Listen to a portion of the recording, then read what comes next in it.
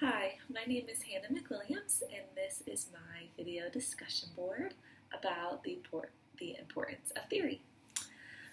So theory is important because it provides counselors with a framework in which they use to help understand their client and tend to their client's needs. And so Sean Yang Tan, 2022, kind of emphasized this importance of theory and went on to explain that we all have our own inferred theories of counseling already.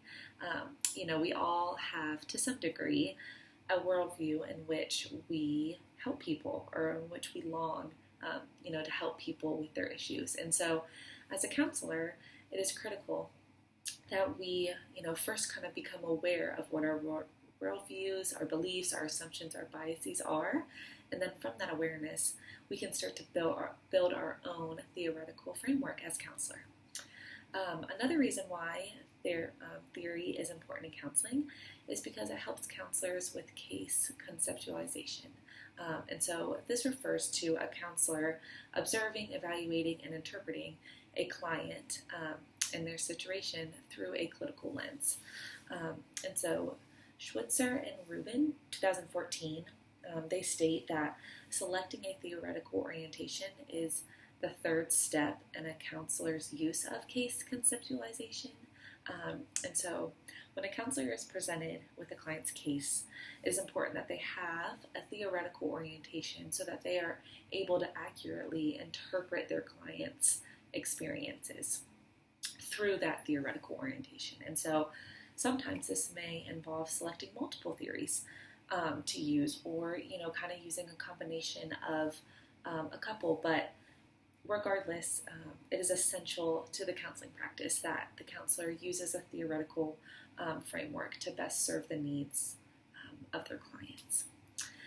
And lastly, Corey, 2021, mentioned how a counselor's theoretical framework has a significant influence on the way that a counselor uses a diagnostic measure in their practice. And so a diagnosis can sometimes be used as a step in the counseling, kind of in the counseling process.